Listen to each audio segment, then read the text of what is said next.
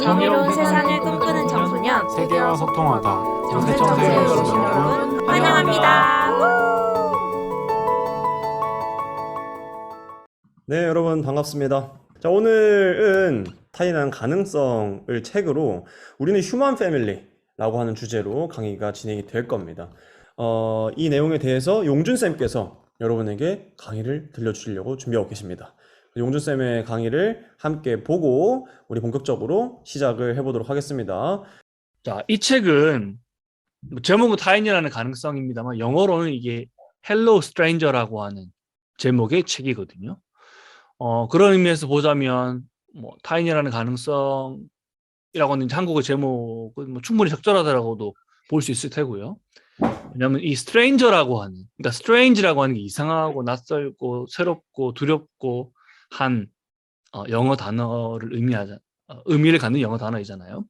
그럼 stranger, 낯선 사람이라고 이제 주로 번역을 하는 이 stranger라고 하는 게 이 책의 제목인 것이죠. 그렇다면 우리가 이야기해야 되는 것 핵심 키워드 중에 하나는 이제 1번 타인에 대한 것이 될 텐데 이 책이 이제 쓰여지게 된 책을 보셔서 아시겠습니다만 이 책이 쓰여지게 된 계기는 이제 저자가 사랑했고 함께 살았던 이 엘리 커크라고 하는 이렇게 나이를 보니까 지금의 제 나이와 똑같은 것 같더라고요. 이 엘리 커크라고 하는 이제 사랑하는 사람이 죽게 되는 과정에서 이 스트레인저, 그러니까 새로운 미지의 세계를 경험하게 되는 것이죠. 이 미지의 세계라고 하는 것은 아주 다양한 의미를 갖는데 그중에 첫 번째가 상실에 대한 이야기를 서두에 하고 있습니다. 그래서 제가 오늘 여러분께 함께 말씀드리고 같이 이야기를 좀 나누면 좋겠다고 생각했던 부분은 이 책의 페이지를 제가 표시해 놨거든요. 그럼 책을 좀 하나씩 보면서 이 책 전체가 총 12장으로 나눠져 있는데 2부로 나눠져 있고 12장으로 나눠져 있죠.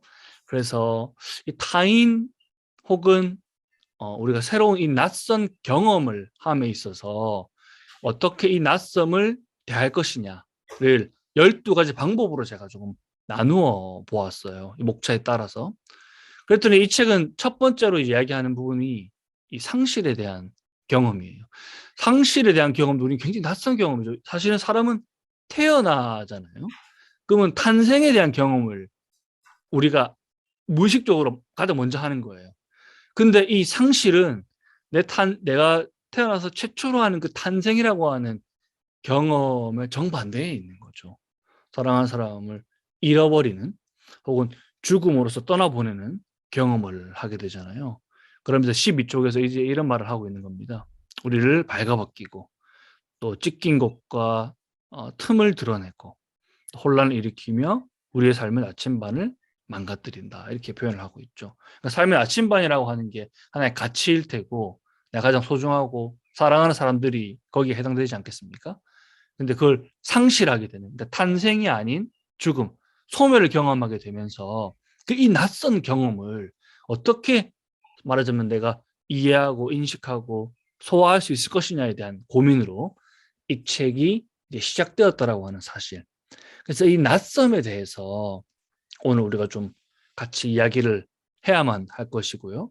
삶도, 사실 삶도 누구나 다 처음 사는 거니까, 그죠? 다 낯선 경험들을 매 순간 하게 되죠. 죽음도 마찬가지고요. 말하자면 여행을 가는 것도, 또 내가 새로운 시간을, 하루하루 시간을 보내는 그 미래에 대한 경험도 낯선 경험이라고 할 수 있겠습니다. 그리고 이제 타인 혹은 타지, 이 모두가 낯선 존재, 낯선 경험에 대한 것이다 라고 하는 사실. 그러니까 이 책의 영어 제목 Hello Strange라고 하는 것은 비단 한 존재, 어떤 인간 대상만을 의미하는 것이 아니고 우리가 할 수 있는 그 많은 경험들에 대한 이야기다. 어떤 경험들? 낯선 경험들에 대한 이야기다. 이렇게 볼 수 있을 것 같고요.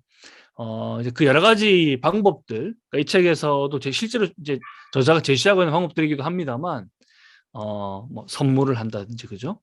또 이제 시작은 집에 대한 이야기로 시작을 하죠. 이것도 마찬가지로 함께 어떤 공간을 점유했던 존재가 사라지면서 이 집이 예전의 집이 아니라고 하는 거죠. 말하자면 문을 열고 들어왔는데 집이 한 번도 예전에 경험하지 못했던 어떤 고요함을 경험하게 된다고 했을 때 그 낯섦을 어떻게 내가 이해하고 받아들일 수 있을까와 같은 이야기들로 이 책은 이루어져 있습니다. 그러면서 그걸 극복하는 과정, 또 그 과정에서 작별도 하게 되고 또 우정에 대해서도 함께 고민을 하는 책인데, 제가 이제 12가지로 이제 정리한 것을 이제 여러분께 함께 이 책의 목차로 따라가면서 이야기를 말씀드리고자 하는데, 그 이야기 하기 직전에 제일 중요한 게 결국은 이제 이 낯섦에 대한 게 되겠죠. 이 저자도 서문에서 충분히 설명을 해주고 있습니다. 17쪽에 보게 되면 낯선 사람에게 대해서 우리가 이중적인 반응을 보인다라고 이야기를 하고 있어요. 실제로 그렇죠. 우리 앞에 이제 노인 선택제라는 게 딴 게 아니고 낯선 경험을 했을 때 어떤 이것을 새로움에 대한 희망이나 호기심으로 접근할 것이냐, 아니면 낯선 경험이 우리에게 불러오는 어떤 공포나 두려움으로 이것을 받아들이고 경험할 것이냐라고 하는 선택지가 우리 앞에 놓여 있다라고 저자가 이야기를 하고 있다는 겁니다. 18쪽에서도 이 제노포비아 혹은 필로제니아라고 하는 설명을 하고 있죠.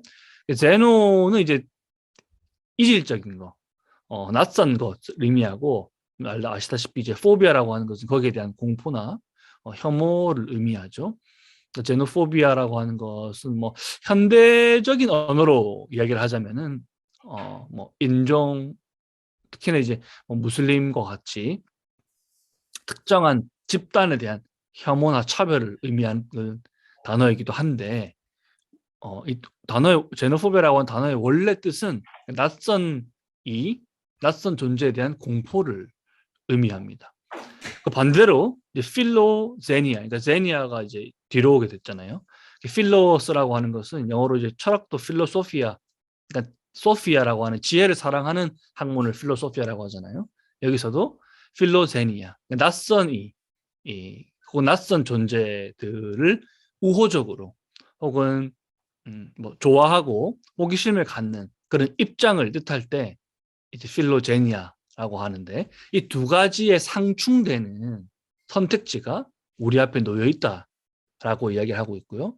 그런 의미에서 우리가 이 낯선 존재는 한편으로는 굉장히 위험하고, 그러니까 왜냐하면 도대체 이 존재가 어떤 존재인지 내가 알 수가 없잖아요.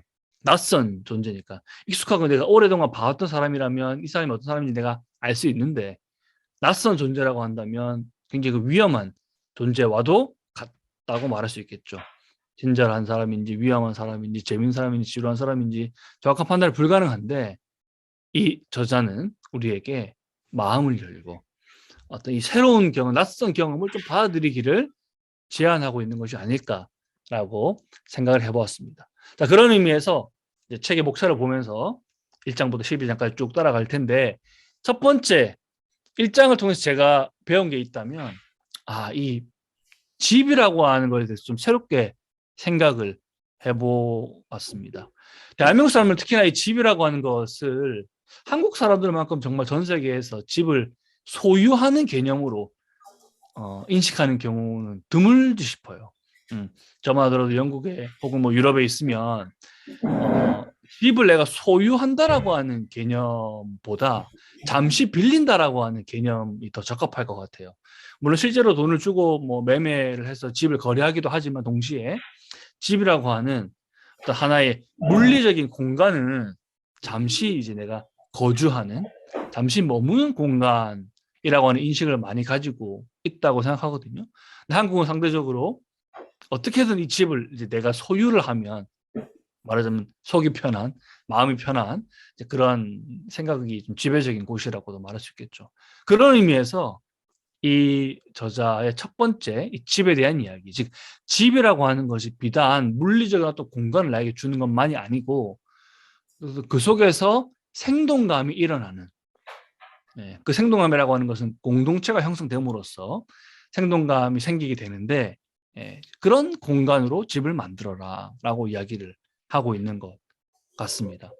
이 지금 화면에 보이는 사진은 딴 게 아니고 책 31쪽에 보면 바우어새라고 나오잖아요. 그래서 저도 찾아보니까 굉장히 재밌는 새더라고요. 그리고 실제로 이 방정맞은 멋쟁이라고 묘사가 되어 있는 이 바우어새가 짓는 이 화려한 둥지가 이렇게 생겼다고 해요. 찾아보면 정말 이렇게 생겼더라고요. 그래서 이제 뭐 비도 딱히 피할 수도 없는데 이 화려한 그죠? 자기 자신을 어필하기 위해서 집을 만드는 바우어스의 모습이 마치 우리네 모습과 좀 닮지 않았나라는 생각을 해보게 되었습니다. 자, 그러면 이 첫 번째 방법, 즉 집이라고 하는 공간이 어떤 곳이냐? 이제 화면에 보이는 것은 월든 펀드, 월든 호수에 있는 헨리 데이빗 소로가 지냈다고 하는 그 집인데요. 집이라고 하는 것이 단순히 어떤 장소가 아니라 공간과 근접성 혹은 사랑, 유대관계와 같은 많은 경험들이 섞여 있는 그런 공간이라고 말할 수 있겠죠. 하지만 우리는 많은 경우에 지금 나만의 요새, 그러니까 즉 나만의 어떤 공간, 물리적으로 이 공간을 점유한다라고 하는 것에 훨씬 의미를 많이 부여하는 것 같아요. 근데 거기에 대해서 이 저자가 한번쯤 다시금 해볼 만한 질문을 던지는 것 같아요. 이 네안데르탈인에 대한 설명이 36쪽에 나오죠. 이 네안데르탈인이 말하자면 지금 호모사피엔스의 뭐 전신일 텐데, 그죠? 내 소규모의 가족 구성원을 넘어서 손님을 초대한 이제 그런 경험을 이야기를 하고 있습니다. 인간의 사실 뭐 엄청난 그 진화 역사를 보더라도 우리는 뭐 전체 12시간 중에 그죠? 11시간 59분 59초 이후의 삶을 잠깐 누리고 있는 것뿐이잖아요. 그럼 우리가 지금 현재 경험하고 있는 것이 실제로 이 네안데르탈인이 했던 것과 크게 다르지 않고 그러한 여러 가지 사례 중에 하나가 이제 인간의 머릿속에 저장할 수 있는 어떤 사람에 대한 정보가 150명, 그러니까 부족 단위의 수준에 불과하다라고 하는 거죠. 그러니까 그만큼의 진화를 우리가 이루었고 혹은 이루지 못했다라고도 말할 수 있는 것이죠. 즉 우리는 어떤 공동체 생활을 하면서 여기 화면에서 보시는 것처럼 불을 발명하고 그 불을 통해서 음식을 만들어서 누군가와 함께 나누어 먹는, 그래서 생기가 넘치고 떠들썩하고 활기찬 그런 흥분을 가득 찬 어떤 집의 공간을 이 저자는 사랑하는 사람을 떠나보내고 나서 상실된, 즉 내가 이 낯선 공간에서 잃어버린 것이 무엇인가라고 했을 때 바로 이 경험이구나 라고 깨닫게 되어서 카우치 서핑이라고 하는 것을 직접 하기도 했다라고 이제 토로하고 있죠. 그죠? 즉 집이 너무 조용했다라고 하는 거예요. 근데 이 너무 조용한 집이 복잡이길 원했고, 이 카우치 서핑이라고 하는 게 지금도 뭐 여러분 잘 아시는 에어비앤비와 같은 형태로 남아 있습니다. 근데 이제 뭐 에어비앤비도 마찬가지고 카우치 서핑도 마찬가지고 몇몇 일련의 사건 사고들이 있었죠. 네. 그래서 여기서 말하는 카우치가 그 소파잖아요. 일종의. 그래서 그 소파를 이제 나눠주는 그래서 손님 뭐 혹은 여행자에게 내 집에 어떤 한 공간을 내어서 같이 생활하는 것이 이제 B&B이기도 하고 카우치서핑이기도 한데 이런 말하자면 공간에 손님을 초대해서 이 공간 속에서 새로운 공간을 누군가에게 내어줌으로써 일종의 공동체가 거기서 생겨나는 것이죠. 근데 대한민국은 어떻습니까? 흔히 이 책 42쪽에 나오는 표현이죠. 빗장 공동체. 그러니까 문이 막혀 있다는 거예요. 장벽이 굉장히 높은 공동체를 우리가 실제로 살아가고 있다, 이렇게 이야기를 할 수 있을 것 같아요. 그러니까 여러분이 이제 이 질문에 한번 답을 해보려고 애를 쓰면 실제 우리가 빗장 공동체 살고 있다라고도 생각해 볼 수 있을 거예요.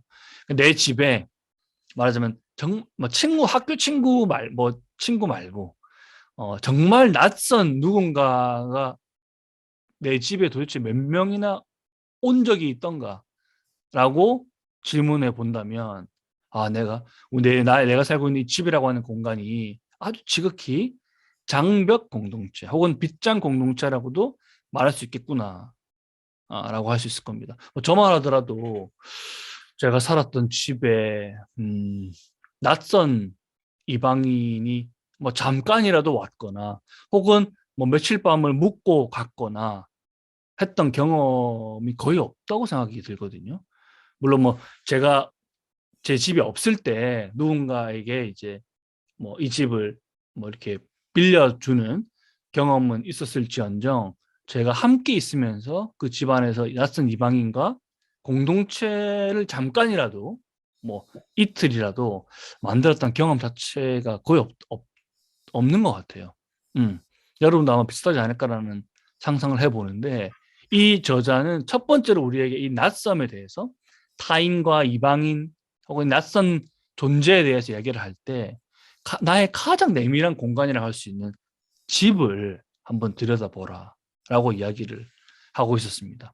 그런 의미에서 우리가 첫 번째 할 수 있는 실천은 이 나의 집에 낯선 이방인을 이제 한번 좀 초대해보는 그런 실천을 해본다면 우리가 이 책을 읽은 충분한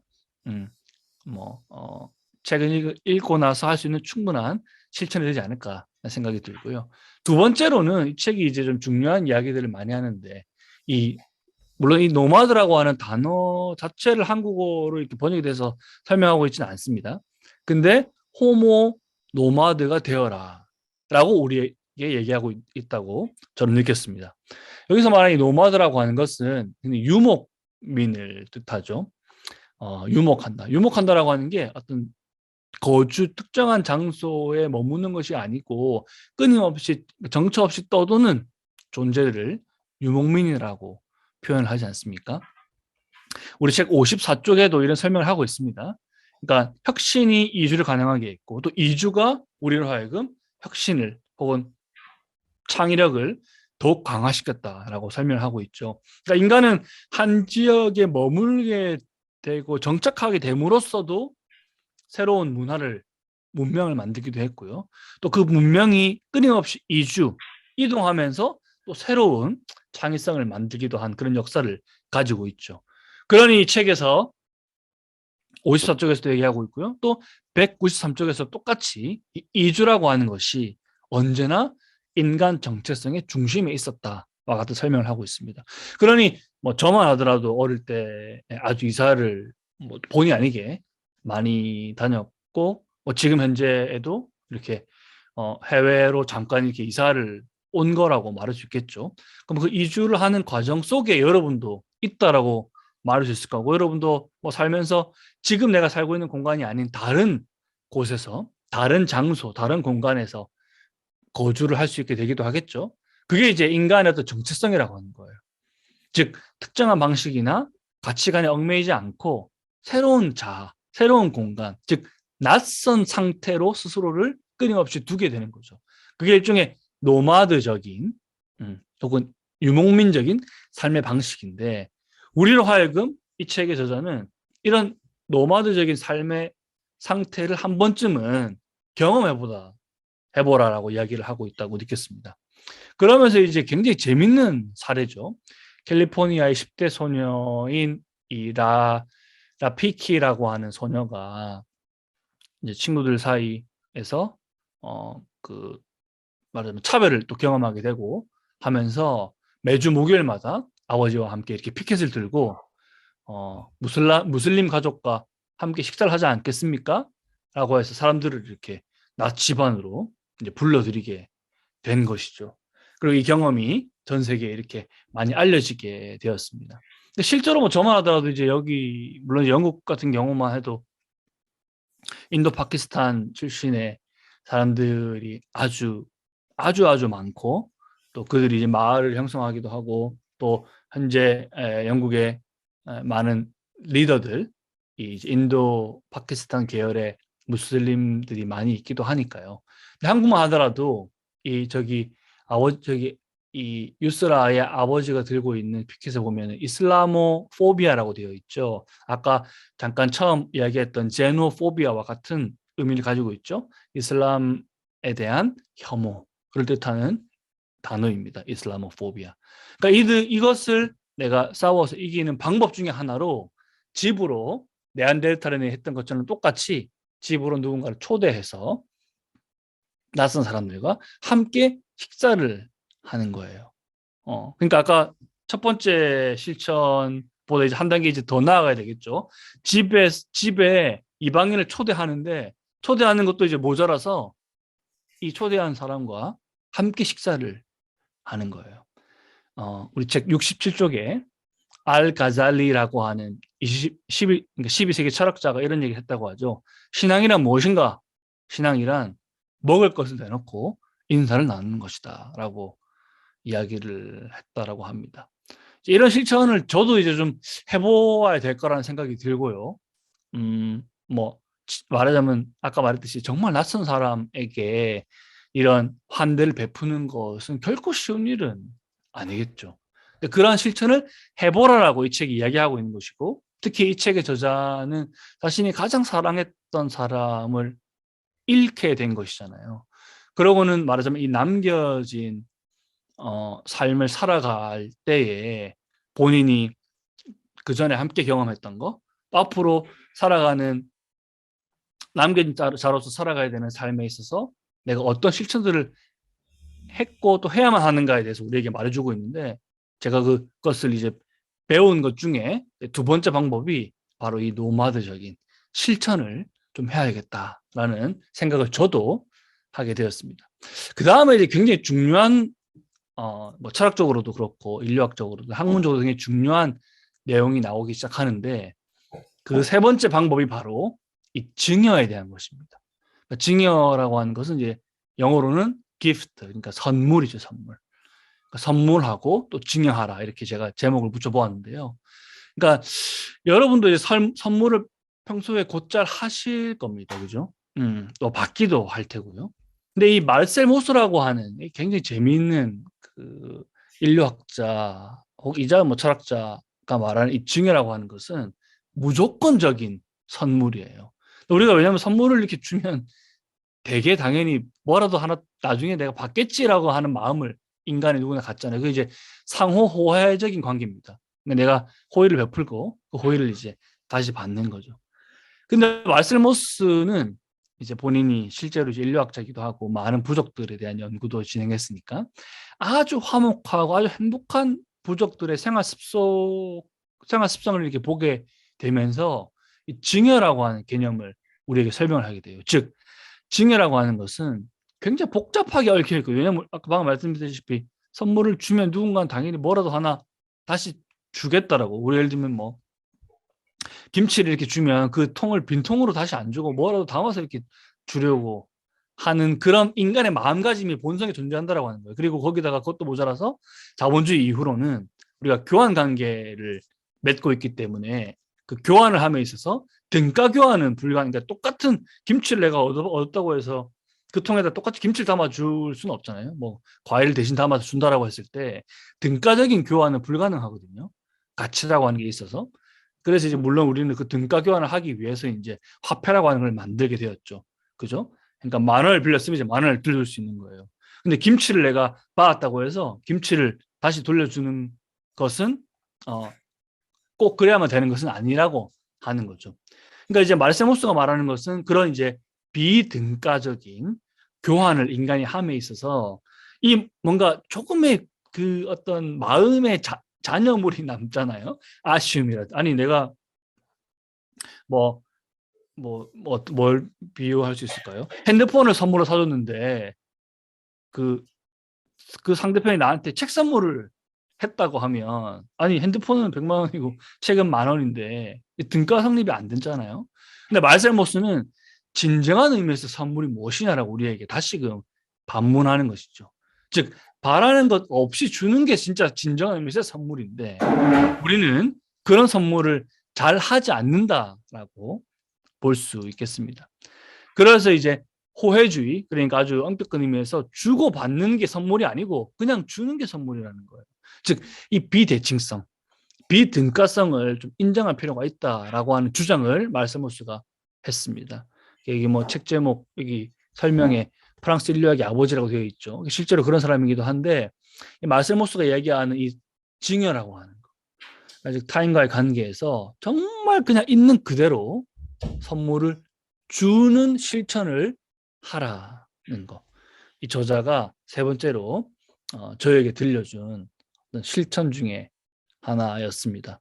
즉 관계 자체가 선물인데, 즉 내가 선물을 줄 수 있다는 것 자체가 선물이고 또 내가 그 선물을 주는 그 행위 자체가 선물인데 내가 이걸 줬으니 이런 것도 나중에 다른 형태로, 그죠? 갚아주겠지.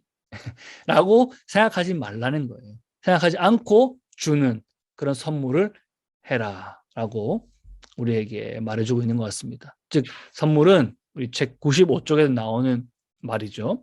선물은 이득이 아닌 관계를 얻는 것이다. 근데 사실 이런 마음을 갖는 게 얼마나 어렵습니까? 그죠? 근데 이런 마음을 갖고 선물을 하라고 이 저자는 우리에게 말해주고 있다. 라고 할 수 있겠습니다. 그다음에 네 번째 실천할 수 있는 것 중에 하나가 이 차 한 잔의 예법을 지켜라라고 제가 이제 이름을 붙여보았는데요. 이 차 한 잔, 영국 사람들이 특히나 또 이제 가장 그 인사말로, 인사치레로 가장 많이 하는 말이 차 한 잔 하자는 거죠. 우리나라 사람들은 밥 한 끼 먹자 이렇게 얘기하잖아요. 영국 사람들은 차 한 잔 하겠냐 이렇게 제안을 아주 많이 합니다. 실제로 차 문화가 많이 발달하기도 했으니까요. 근데 문제는 이게 차 한 잔이 갖고 있는 일종의 메타포가 있죠. 이 실제 저자도 뭐 영국 저자이기도 하고 영국에서 거주했던 분이기도 할 테니까요. 즉 차라고 하는 건 뭐 어떤 면에서 보면 보잘것없는 음식이다라고 말할 수 있고 아주 작고 소박하고 뭐 크게 노력이 전혀 들어가지 않는 뜨거운 물만 있으면 누구나 대접할 수 있고 대접을 받을 수 있는 음식이라고 말할 수 있겠습니다. 문제는 내가 누군가를 초대했는데 차 한 잔만 내어주면 여기 보면 이 책에서 110쪽에 이런 설명을 하고 있죠. 주인과 손님 사이에 어떤 명예와 치욕의 그런 춤사위, 그러니까 어떤 권력 관계가 막 있는 거예요. 아, 내가 초대받았으니까, 그죠? 뭐 내가 손에 뭐 비싼 와인이라도 하나 들고 집에 갔는데 차 한 잔만 내준다고 하면 여기서도 마찬가지 앞서 본 그 비등가성, 그죠? 선물을 주고 받는데 이게 매칭이 안 되는 거죠. 근데 이 저자가 말하는 건 이 차 한 잔이라도 그 예법, 즉 그 주인이 주는 음식에 대한 예의를 갖추라 이런 얘기를 하고 있어요. 즉 주인은 자부심을 갖고 자신이 갖고 있는 최선의 음식을 내어놓으라고 이야기하는 것이고요. 손님은 거기에 대해서 아주 기꺼이 흔쾌히 그것이 차 한 잔이라 할지라도 받아들일 필요가 있다 이런 얘기를 한다는 거죠. 이 화면 제가 이제 차에 대한 사진을 뭐 찾고 이렇게 보다 보니까 이 난민촌에서도 이렇게 누군가를 환대할 때 차를 이렇게 많이 대접했더라고 되어 있더라고요. 그러니까 환대라고 하는 혹은 그 환대의 대접이라고 하는 것이 결국은 내가 무언가 성대한 어떤 음식을 차려주어야만 한다라고 하는 그 강박에서 좀 벗어나서 차 한 잔이라 하더라도 그것을 내어주고 또 그 내어준 차 한 잔을 정말 감사히 기꺼이 마실 줄 아는 사람이 되는 거. 그런 실천을 해보아라 라고 우리 책에서 이야기를 하고 있었습니다. 그 다음에 이제 또 재밌는 실천 중에 하나는 이제 최후의 만찬을 즐겨라. 제가 이렇게 표현해놨는데 딴 게 아니고 무언가 차려져 있는 그 음식이라고 하는 것을 내가 이제 어떻게 먹느냐 또 어떤 상황에 처해 있느냐에 따라서 완전히 다르게 인식할 수도 있다라고 하는 거죠. 제가 뭐 부끄럽습니다만은 제가 이렇게 제 밥을 먹던 사진을 한번 이렇게 찍어 보았습니다. 이거는 이제 그 한국에서 보내준 그 사골곰탕 이렇게 파우더 있잖아요. 이걸 이렇게 타가지고 보내주신 반찬들이랑 제가 먹고 있는 장면입니다. 이렇게 보면 여러분 아니 그 국에다가 밥 말아가지고 김이랑 멸치 반찬이랑 먹는 거니까 성대한 만찬이라고 말할 수 없다라고 흔히 생각할 수 있겠죠. 근데 제 입장에서는 여기 이 타지에서 이 정도의 음식을 먹는 거는 아주 성대한 만찬 중의 만찬이라고도 말할 수 있거든요. 여기 책에 보게 되면 이제 133쪽에 성 베네딕토 수도 규칙서에 보게 되면 우리는 약간 주저하면서 이렇게 되어 있습니다. 그러니까 음료와 음식의 양을 정하고 할 때 주저한다라는 표현이 나오죠. 저만 하더라도 이 정도의 음식을 먹을 때 굉장히 때로는 주저하기도 하거든요. 그러니까 왜냐하면 저 멸치 반찬이 곧 사라지게 되지 않을까 뭐 이런 걱정들을 하면서 주저하는 거예요. 근데 여러분이 뭐 한국에서 밥 먹을 때, 뭐 저만 하더라도 한국에서 밥 먹을 때 뭐 반찬 나오면 주저하지 않거든요. 근데 내가 매 순간 내 앞에 놓인 이 말하자면 이 지구의 밥상을 내가 먹을 때 이 주저하는 마음을 갖는다면 내 이 앞에 놓여 있는 음식들이 좀 새롭게 보이게 되지 않겠습니까? 그 만찬을 내가 이제 즐기는 거죠. 매 순간. 근데 우리가 이제 뭐 바쁘고 정신없는데 밥 먹을 때 그렇게까지 생각을 잘 안 하는데 문제는 이제 우리가 이런 책을 읽은 이상, 그죠? 일상에 조금 바뀌어야 되지 않겠습니까?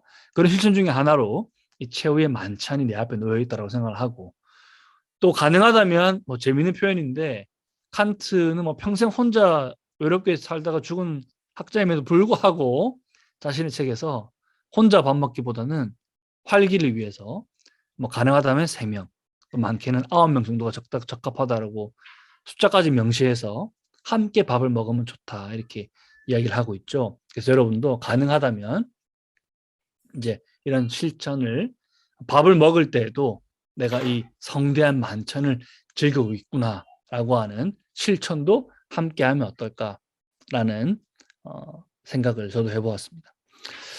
그 다음에 아까 이 책의 서두로 이제 처음 이야기로 돌아가게 되는데 이 작별에 대한 것입니다. 작별. 작별을 잘하라 이렇게 이야기를 말할 수 있겠죠. 굉장히 재밌는 표현들이 많이 있는데 책 156쪽에 보게 되면 같이 보고 계시죠? 156쪽에 보게 되면 영어로 이제 fuck off coffee라고 되어 있습니다. 한국어로는 꺼져 커피라고 이렇게 번역이 되어 있어요. 그러니까 집주인이 이제 손님을 좀 내보내고 싶을 마음이 생길 수 있잖아요, 그죠? 그러면 이 특별한 커피를 내놓는다 그래요. 맛도 없고 양도 적고 연하고 밍밍한 물 같은 커피를 내놓으면 손님은 그걸 받고는 이제 나에게 작별을 고하시는구나 하고 그 커피를 마시고 빨리 그 자리를 뜨라는 이제 신호가 되겠죠.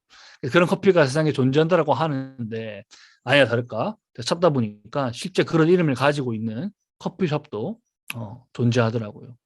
이건 딴 게 아니고 작별에 대해서 이별에 대해서 한번 좀 다시 생각해 보라라고 하는 메타포적인 설명일 것 같아요.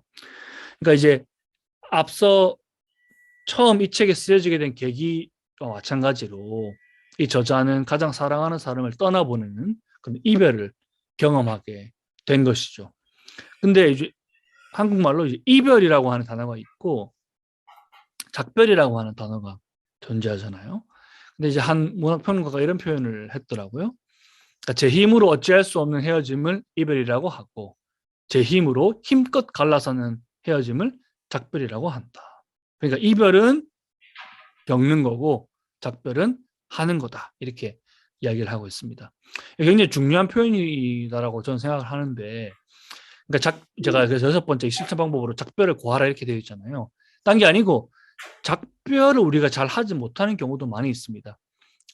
즉 말하자면 사랑하는 사람을 혹은 뭐 예를 들면 제 경험을 비춰본다면 할머니가 이제 병이 악화되어서 내 곁을 이제 떠나가야만 하는데 그 이별의 과정을 제대로 겪지 못하는 것이죠. 그러니까 뭐 인간은 누구나 다 마찬가지일 텐데 하지만 이 결단과 결심과 이 마음을 잘 정리하여서 작별을 고하는 경험도 굉장히 중요하다라고 이 저자는 말해주고 있는 것 같아요. 왜 본인이 그런 과정을 겪었고 또 아까 말했다시피 이 집이 너무 고요하고 조용한 것을 뭐 카우치 서핑 등을 통해서 새롭게 극복하는 경험을 혹은 완전히 새로운 도시도 가게 되잖아요. 중간에 뭐 청도와 같이 거대한 대도시도 가게 되는데 그런 경험을 통해서 우리에게 말해주는 바, 그죠? 때로는 살면서 이 완전히 낯선 아까 말씀드렸죠. 탄생에 가장 정반대에 있는 게 죽음이고 또 그 죽음을 통한 작별이기도 하니까요. 하지만 그것을 직접 내가 마음을 잘 먹어서 작별을 하는 그죠? 그런 실천도 중요하다라고 이야기를 하고 있습니다. 그러니 이 작별이라고 하는 경험은 어떤 면에서 보면 인간이 태어나서 가장 주도적으로 그죠? 내가 무언가를 결단해서 결심해서 할 수 있는 실천 중에 하나이다라고도 말할 수 있겠습니다. 혹시라도 여러분도 살면서 이런 경험을 하게 된다고 할 때, 아, 내가 이별을 겪고 있는지 혹은 작별을 하고 있는지 한번 스스로에게 물어볼 수 있겠죠. 자, 그 다음에 굉장히 재밌는 1장의 가장 마지막 부분 중에 하나입니다. 이건 재밌는 표현이죠. 유령과 더불어 살아가기. 이게 지금 뭐 귀신이랑 같이 살아가는 말이냐 이렇게 이해할 수 있을 텐데 그게 아니고 이러한 그 문학적인 표현들은 많은 작가들 혹은 영화 감독들이 실제로 표현했던 적이 있습니다. 유령과 더불어 살아가는 것이 중요하다라고 하는 거죠. 딴 게 아니고 뭐 아피차퐁 위라사타쿤 같은 이제 그 아시아 태국 출신의 거장 감독 같은 경우도 이 유령이 등장하는 영화를 굉장히 많이 만들었거든요. 근데 그 유령이라고 하는 이미지는 사실은 굳이 묘사를 하자면 생동하는 과거, 그러니까 존재하지 않는 어떤 과거의 어떤 인물이 혹은 뭐 미래의 인물도 가능하겠죠. 살아 숨쉬는 걸 의미합니다. 그러니까 우리가 상상력에 존재하는 거겠죠. 예를 들면 저만 하더라도 제가 어디 가서 뭐 쓰레기라도 이렇게 버릴라 치면 아, 할머니가 뭐 보고 있을지도 몰라. 혹은 하나님이 나를 보고 있을지도 몰라. 와 같은 것처럼 실제로 존재하지 않는 유령 혹은 뭐 신화 혹은 죽음과 같은 그런 이미지들이 내 안에 살아있다라고 하는 것이거든요. 이건 굉장히 중요한 경험이라는 거예요. 그러니까 여러분도 내 삶에 이런 많은 유령을 갖고 있다면 내 실제 지금 살아있는 삶이 뭐 이 책의 제목처럼 이승과 저승의 삶이 서로 교차하는 지점이 생긴다라고 하는 겁니다. 굉장히 중요한 실천인 것 같아요. 즉 마크 롤렌즈라고 하는 철학자도 이제 이런 얘기를 한 적이 있습니다. 즉 누군가를 기억하는, 그러니까 죽은 사람을 특별히 더 의미하겠죠. 기억하는 가장 좋은 방법은 그가 나한테 형성시켜준 혹은 형성하도록 도와준 내 모습으로 혹은 그 가치들을 끊임없이 살아나가는 것이다라고 이야기했습니다. 즉 내가 죽은 할머니를 기억하는 가장 좋은 방법은 할머니가 나한테 가르쳐준 많은 가치들을 실천함으로써 그 죽음을 기리는 것이죠. 기억하는 것이죠. 그러면 그 유령이 나와 함께 끊임없이 더불어 살아가고 있다는 게 되겠죠. 그럼 이제 그것을 기억하는 제일 좋은 방법이 그 유령과 더불어 살아가는 가장 좋은 방법이 가치를 실천하는 것이라고 한다면 내 인생에 유령이 아주 많다면 그죠? 실제 내가 지금 이 생에서의 삶이 훨씬 더 풍요롭거나 훨씬 더 그 나침반이 많은 그런 삶을 살 수도 있겠다라고 생각을 저도 해보았습니다.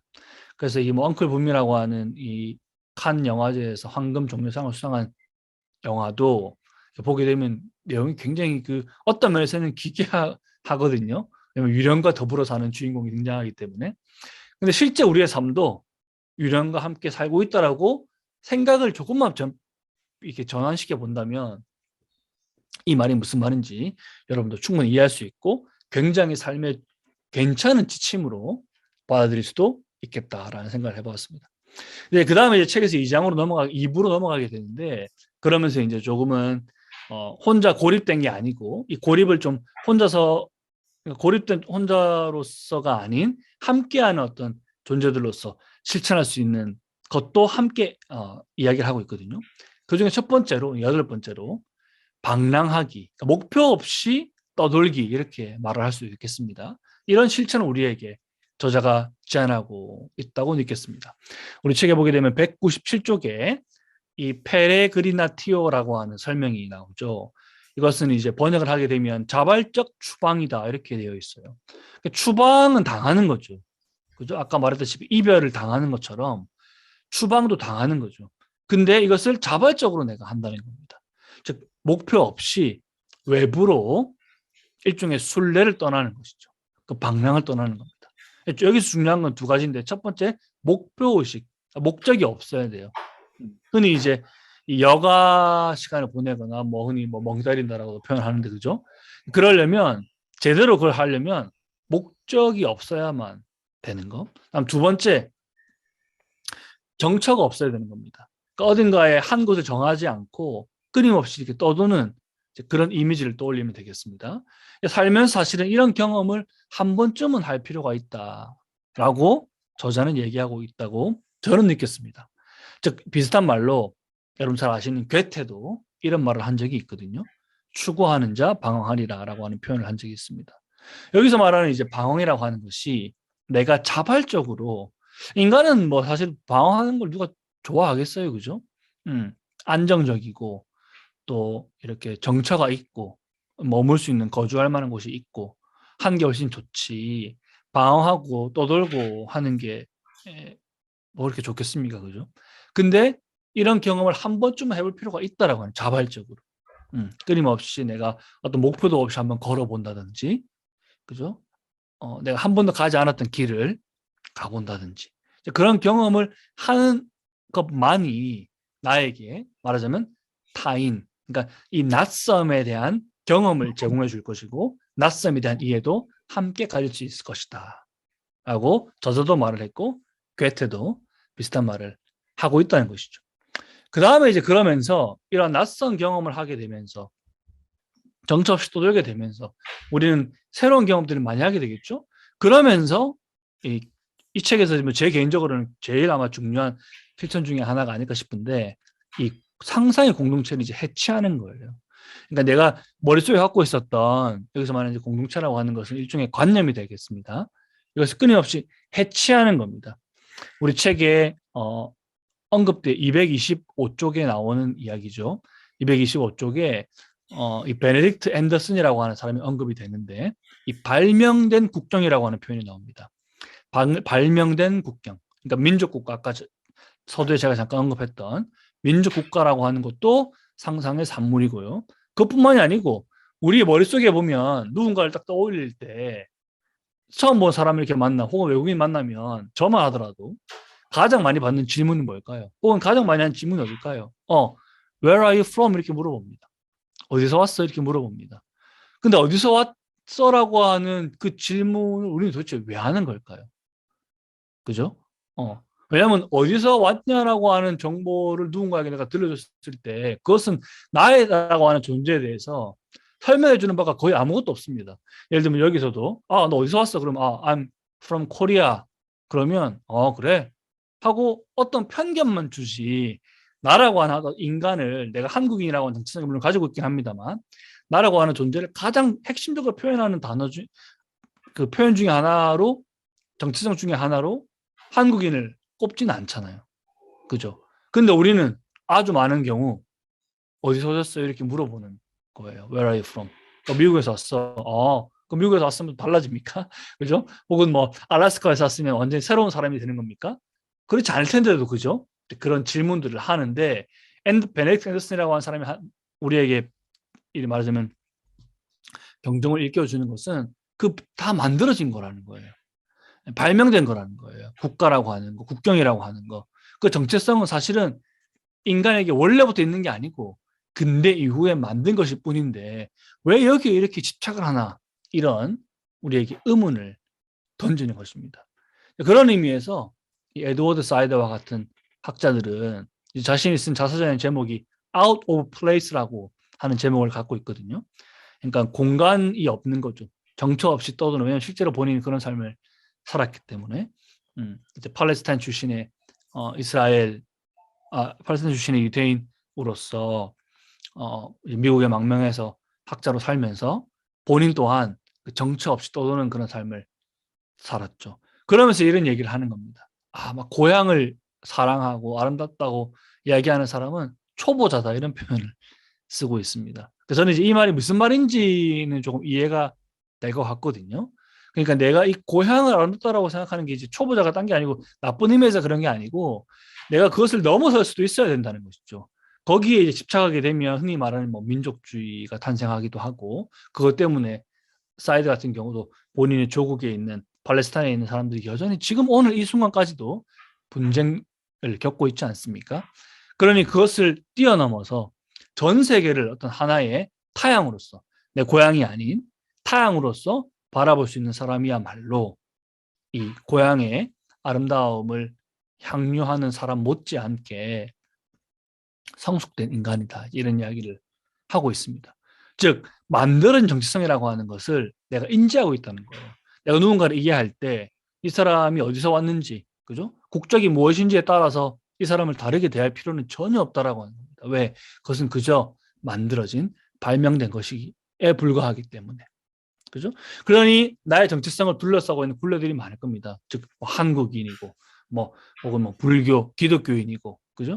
혹은 젠더나 역사나 민족이나 가족이나, 그죠? 학교 집단, 혹은 지역, 대한민국의 지역주의도 있으니까, 그죠? 거기에 따른, 예를 들면, 광주 사람이 다르고 부산 사람이 다르다라고 하는 게 사실입니까? 그것 또한 정치인에 의해서, 그죠? 혹은 다른 이유로 만들어진, 상상된 것일 뿐이잖아요. 근데 그런 것들을 좀 파괴할 필요가 있다라고 하는 겁니다. 이해되시죠? 그리고 그런 것들을 파괴함으로써 내가 말하자면 타인에 대한 진정한 이해를 가질 수 있게 되지 않을까라고 이 책의 저자가 저에게 말해주었다라고 하는 것을 여러분께 지금 말씀드리는 겁니다. 그 다음에 이제 세 가지만 남았는데요. 10번째 방법이 매일 낯선 사람과만 친구하는 거예요. 또 괄호하고 제가 오래된 친구 끊기라고 이야기를 해놨죠, 그죠? 딴 게 아니고 우리는 오래된 친구도 물론 소중하죠, 그죠? 그런 경험을 늘 많이 합니다. 근데 역설적으로 낯선 사람과 친구하는 걸 굉장히 꺼려하는 경우도 많이 있거든요.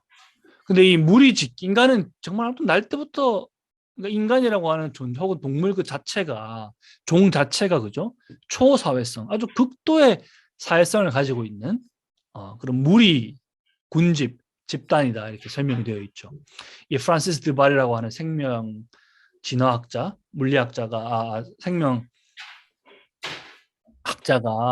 생물학자가 우리에게 말해주는 바 인간이라고 하는 존재가 마치 꼭 그래야만 하는 것처럼 무리 지어 산다는 거예요. 지금 여러분도 사실은 마찬가지죠, 그죠? 문제는 이게 특성이라고 하는 거고, 이걸 부인할 필요는 없겠습니다. 하지만 이러한 연결을 지어야 한다라고 하는 그 강박이 있다 보니 친구도 꼭 한 달에 한 번은 만나야 되고, 그죠? 그 연락 안 되면 니 왜 이렇게 연락이 안 되냐 하면서 그죠? 언성을 높이기도 하고 막 하잖아요. 근데 꼭 그래야 되는 건 아니거든요. 그죠? 오히려 나에게 훨씬 더 유의미한 경험이라고 한다면 낯선 사람 혹은 새로운 사람과 또 친구가 되어보는 거. 또 혹시 이제 학생들 같은 경우는 학교에 있잖아요. 그러면 늘 말하는 친구랑만 대화하거든요. 한 반에 30명이 있다고 치면 내가 실제로 대화하는 친구는 그중에 5명을 친다면 나머지 친구들도 실제로 나의 어떤 관계망 안에 들어와 있음에도 불구하고 실은 이제 그런 경험을 잘 하지 않는다는 겁니다. 근데 이제 제가 제안 드리고 싶은 것은 내가 한 번도 예를 들면 새학기를 개학을 하고 신학기가 시작을 했다고 했을 때 아직까지 한 번도 얘기해보지 않은 친구가 있다면 내일부터는 그 친구와 이야기를 또 해보고 또 그 친구와 함께 가능하다면 밥도 점심 식사도 같이 해보는 경험을 하라는 거죠. 그런다면 이 관계 속에서 상호작용하는 나의 이 뇌의 회로가 새롭게 좀 그 활로를 찾게 되지 않을까? 이런 생각을 해보았습니다. 자, 그럼 이런 실천이 왜 중요하냐? 실제로 이 도시 생활을 하잖아요, 우리가. 그죠? 그 도시 생활의 특징 중에 하나는 굉장히 많은 사람들이 아주 작은 공간에 밀집해 살고 있음에도 불구하고 모두 서로가 서로를 잘 모른다는 겁니다. 저만 하더라도 평생을 거의 아파트에서만 살았는데 아파트 옆집에 누가 사는지 잘 모르고 살아왔거든요. 앞으로도 그렇게 되지 않을까 두려운데 실제로 이 도시에서 산다는 것, 특히 이제 메가시티, 거대한 도시에서 사는 것은 일종의 익명성을 보장해 주기도 하지만 그 익명성 속에 우리 스스로를 파묻는 그런 삶의 양식이 되기도 한다는 겁니다. 자, 그런 의미에서 새로운 관계, 아시겠죠? 매일매일 낯선 사람, 길 가다가 아무나 인사하시고 친구가 되어보라는 제안을 드립니다.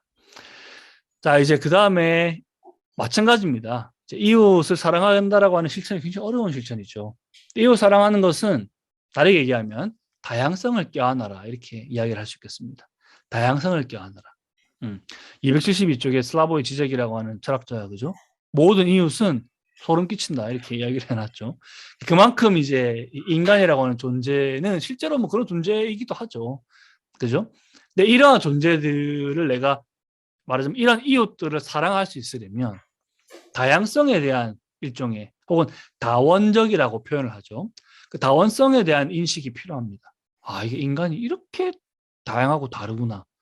어떻게 저런 생각을 갖고 살 수가 있나? 라고 하는 것을 기꺼이 껴안을 수 있어야 된다고 하는 것이죠. 그게 이제 이 책에서 말하는 뭐 흔히 코스모폴리타니즘이라고 설명이 되어 있죠. 세계 시민주의이기도 하고 세계 시민주의의 근원은 결국은 다원성.